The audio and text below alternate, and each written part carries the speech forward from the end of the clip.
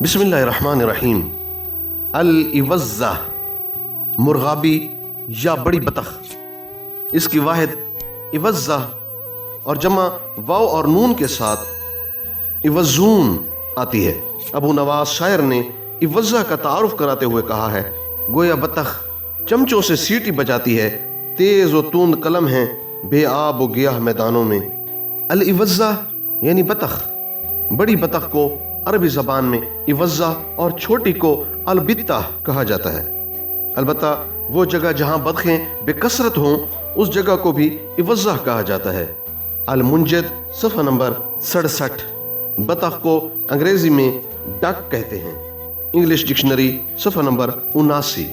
اردو میں بطخ، بنگالی میں ہانش، بلوچی میں بٹ، پشتو میں بطحہ، پنجابی میں بطخ، سندھی میں بدک، کشمیری میں بطخ کہا جاتا ہے۔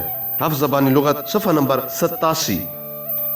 بڑی بطخ کی خصوصیات۔ بطخ تیرنا اچھی طرح جانتی ہے۔ بطخ کے بچے انڈوں سے نکلتے ہی تیرنے لگتے ہیں۔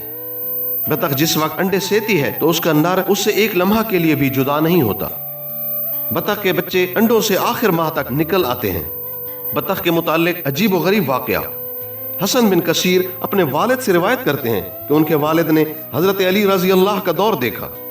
ایک دن حضرت علی رضی اللہ نماز فجر کے لیے تشریف لا رہے تھے، کیا دیکھتے ہیں کہ سامنے ایک بطخ اپنے چہرے پر تھپڑ مار رہی ہے۔ حضرت علی رضی اللہ نے فرمایا، اسے اس کی حالت پر چھوڑ دو، اس لیے کہ یہ نوحہ کر رہی ہے۔ حضرت علی رضی اللہ آگے بڑھے ہی تھے کہ ابن ملجم نے آپ پر وار کر دیا۔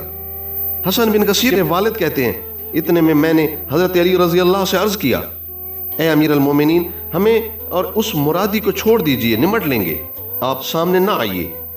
ان کے لیے کبھی نہ کوئی بکری کھڑی ہوگی اور نہ اونٹنی۔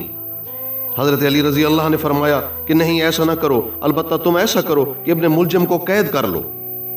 اگر میری موت واقع ہو گئی تو اسے قتل کر دینا، اور اگر میں زندہ رہوں تو زخموں کا بدلہ ان کے برابر ہے۔